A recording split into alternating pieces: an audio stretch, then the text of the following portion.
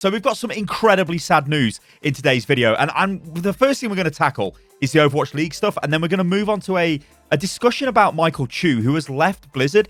He was the lead writer for Overwatch. This is the man that designed the Overwatch world, all of the story and everything. He was the main creative driving force, and he has left Blizzard Entertainment after 20 years. But I will be joined by Hame, who is an incredible YouTuber. Check out his channel, guys. There's a link in the video description below. He is the god of Overwatch lore, so I'm really interested to see what his take is on this situation. But before we get into that, I want to talk about Overwatch League, because I was recently in LA for a little Overwatch event, which I can't talk about at the moment, but you'll see more stuff next week for that.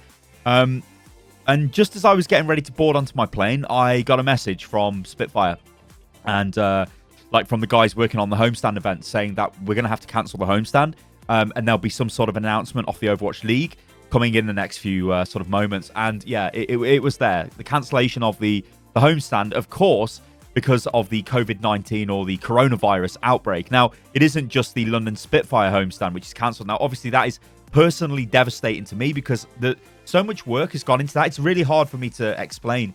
I don't think I actually can. A lot of it would have been like, you know, cool, awesome surprises and stuff like that. But yeah, it's not happening now. And we don't know what's going to happen in the future. But we got this statement off Overwatch League. So I'm going to read this off. And, well, yeah, check this out, guys. The health and safety of employees, fans, players, teams, and partners is paramount to Activision Blizzard Esports. We are continuing to closely monitor COVID-19, coronavirus, city-level recommendations and mandates, and all guidelines set forth by the Centers for Disease Control and Prevention. After careful review and working in close collaboration with our teams, we are cancelling all Overwatch League events scheduled for March and April. For more details on these specific events, please visit host team websites and follow their social channels. Concurrently, we're also working hand in hand with our teams to see that all matches are played when it's safe and logistically feasible. Staying as close to our original planned schedule as possible, we are considering the various options available to esports in this effort, so that all teams, including those previously impacted by scheduling changes in China, can get back to doing what they do best. No adjustments have been made to any other scheduled Overwatch League events.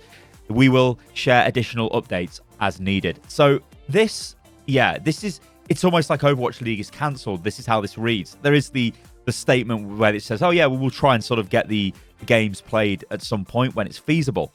Now, the coronavirus has been like a heavy impact on Asia and China specifically. Of course, that's where it originated from. The Chinese teams and the homestands and the Korean team have been annihilated by this. You can't have public gatherings, and it's only getting worse. Obviously, as we've seen this rolling out throughout Europe now and North America, a lot of events being cancelled. I feel like the league should have acted on this faster. Like, it feels to me like it is such a slow reaction. They should have made a statement weeks ago saying, yeah, we're going to move to online and this is how we're going to do it. And then we could have seen the Chinese teams play. Instead, a lot of stock and value, I think, was placed on the homestands. And now we're in a situation where in the most critical year of Overwatch League, the homestands are cancelled. Yeah, okay, you can say this is an act of God. It's something, who could have predicted this, like a worldwide pandemic? But still, it is, I just feel like they could have prepared better for this. However, the strange thing about this is it's not very clear, is it? So then we get this. So this is from Pete Valstelsia, and he is the commissioner of the Overwatch League, and he's also the head of Activision Blizzard Esports. And he has to come out and say this and add it to a PR statement, when the PR statement should be clear enough in the first place. Anyway, this is what he says. To be clear, we will be playing matches in March and April.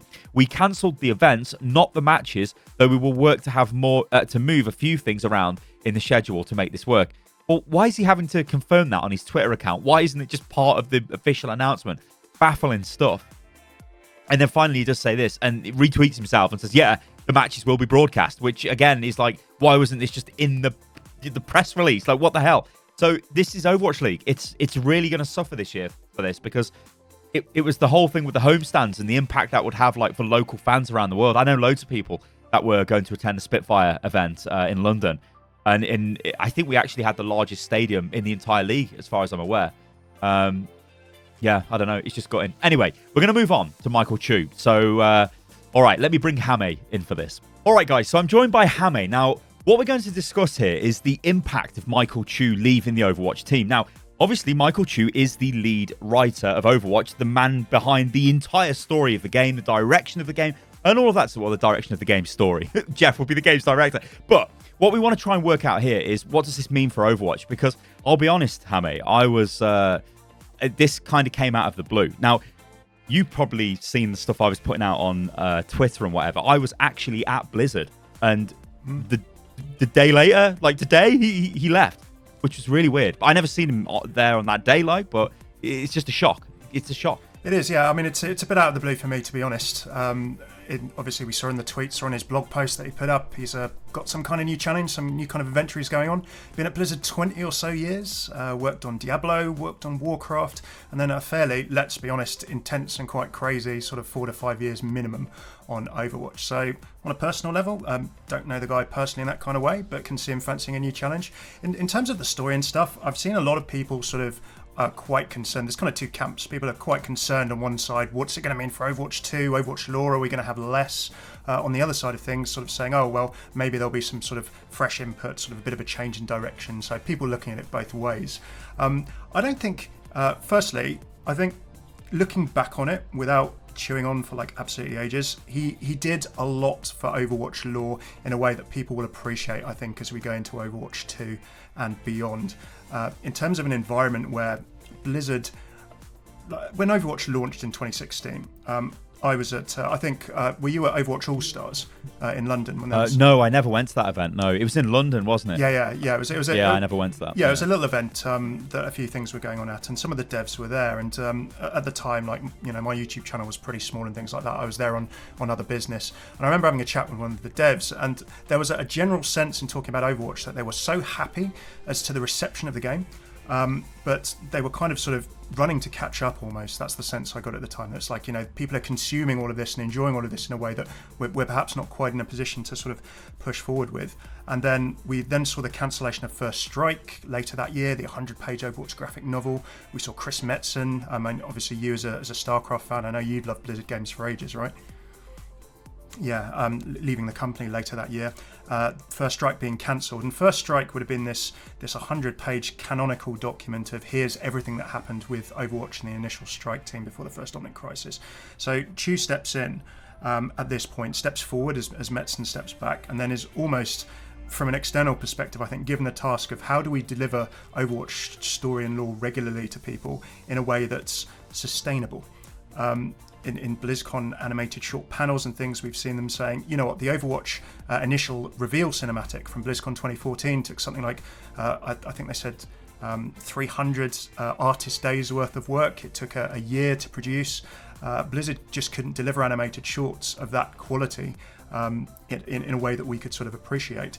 But like, we've seen things like the comics were released fairly regular, then they just kind of stopped completely. Like, it felt to me like they needed to explore different avenues for delivering lore instead of just focusing on these large scale cinematics, which are great, sure, but like I like, for me, like, I'm not heavily into the lore of Overwatch. Obviously I understand what's going on in the world on a basic level, but I always felt like this is like the entitled gamer thing, but I always felt like there should be more, and it felt like the game wasn't really progressing at any point.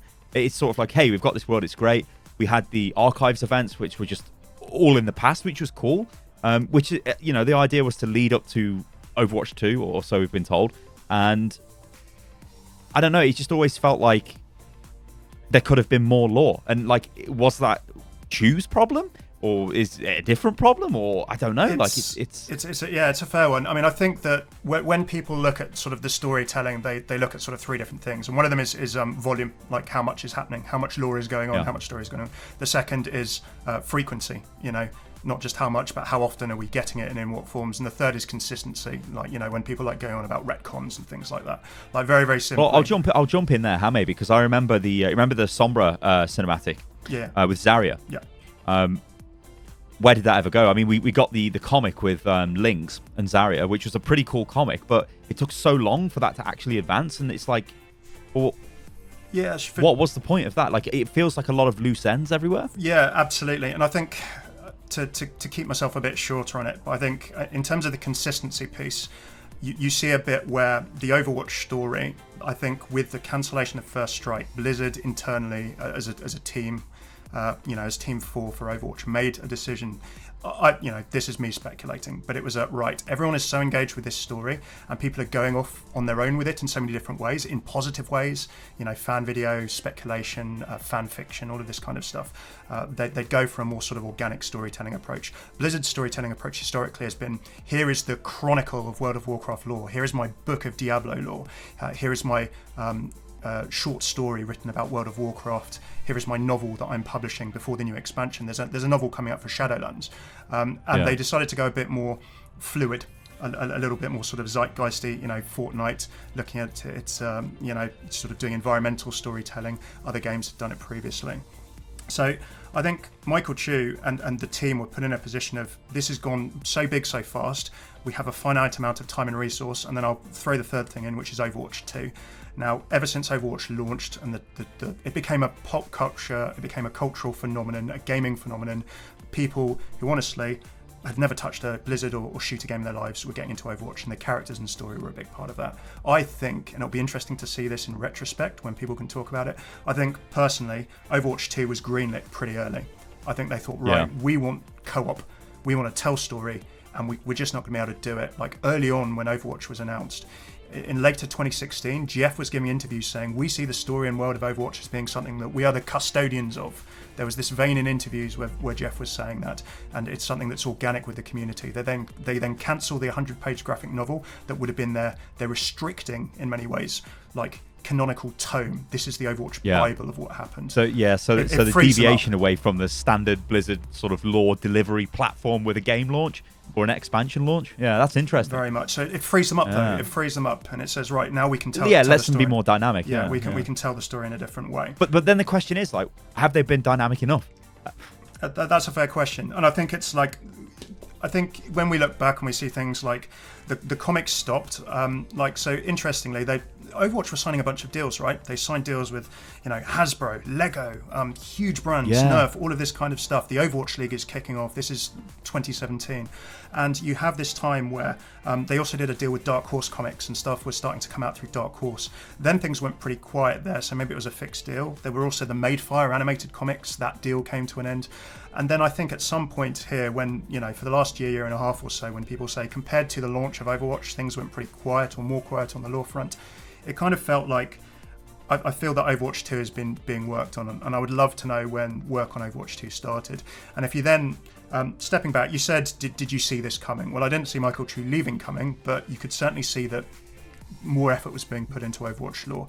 They hired Alyssa Wong, who is a Nebula winning, like George R.R. Martin's won the Nebula Prize.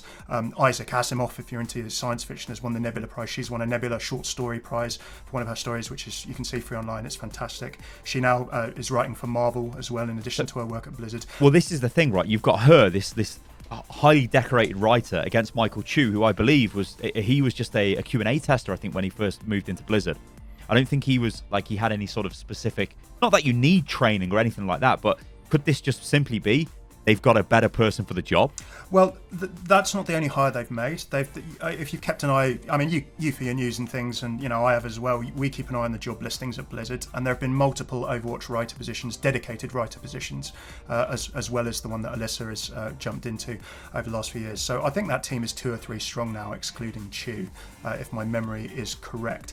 There is as well, of course, that a lot of people forget about, the central franchise story and development team. I've forgotten its specific name at Blizzard, but this is where, like, Christy Golden, who writes the World of Warcraft novels and things, sit on.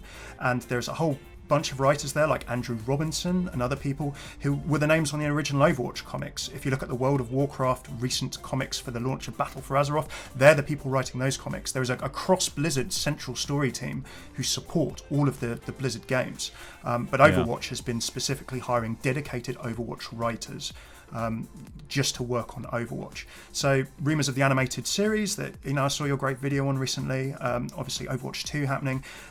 Micheal Chu has been building a team, and Alyssa has been part of that team, and there were also other people on that team who might not be the named faces who come and do the interviews and who come to BlizzCon and things like that, but there are more dedicated Overwatch writers.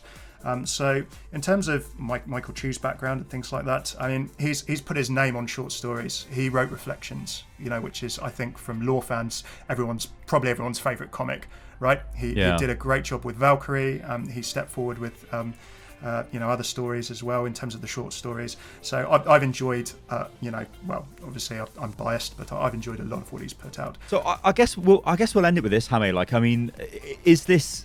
I mean, I know this is a very simple question to ask, but is this potentially good or bad for Overwatch long term, or Overwatch 2, we should say? Because I mean, surely Overwatch 2. Surely that comes. Well, this is again just speculation. It must come out this year, surely, or it's got to come out next year. I think what's the implications there? So in terms of implications, I would be very surprised. Like generally when a game, and I know games are hard and this will change a lot, different places. When games come out, sometimes when something is greenlit and actually announced, it's maybe 40-50% done. What we played at BlizzCon 2019 in terms of Rio de Janeiro for Overwatch 2. For all we know, that could have just literally been it. That could have been the vertical slice. That could have been the piece of prototype. Here's how we get Overwatch 2 greenlit within Blizzard and Activision, and then we polish it till it shines, and then we show it to the world. But that felt good. With story and with lore and things like this, if that has been in development for 2-3 years before we've seen it, I'd be very surprised if a lot of the story and direction of the story is not already written. And given that the team have been hiring dedicated lore writers, I think that the road to Overwatch 2 and Overwatch 2 is probably, if not sort of all sorted already, then it's pretty much, the directions have been laid, the foundations have been laid, and it's now just sort of building on it and building it off. So in terms of Overwatch 2, I don't think there's anything to worry about. In terms of what happens until Overwatch 2 and when it is, I think that's it's a big question. We'll have to see what happens. I'd be very surprised if we see it this year. I mean, remember, Overwatch was announced November 2014. It was released May 2016. And we have to remember as well, the Overwatch 2 announcement, they very specifically stated on multiple occasions, this is the beginning of the development of Overwatch 2. It even says it on the Overwatch 2 website. It's like, oh, we're developing this now. It's not, this game is coming, we've been working on it. So, I kind of think to myself, like, maybe they didn't start on this years ago. Maybe this is something they literally started, maybe 18 months before the BlizzCon when they announced it. But anyway, that we could just talk for hours on that. Yeah. Hame, tell us where we can find you. Well, thanks very much. As I said, I'll go on about this in even more length, so sorry for running you long. But you can find us on YouTube. If you search for Hame or Hame Law, you'll find me there. I'm Hame Law on Twitter, and I've gone on about this for way too much in a video that I'll be sticking live in a bit as well. So yeah, thank you very much. Well, there you go. Go and check Hame out, guys. You probably know who he is anyway, but if you don't, go and check him out. The lore content is just absolutely ridiculous, next level. All right, guys, let me know as well what you think about this in the video comments below. And obviously with the Overwatch League stuff as well, which is it seems like a pretty bad day for Overwatch all around. All right, guys, I've been Stylosa. You can follow me on @Stylosa on literally everything, and I'll catch you on the next one. Toodaloo.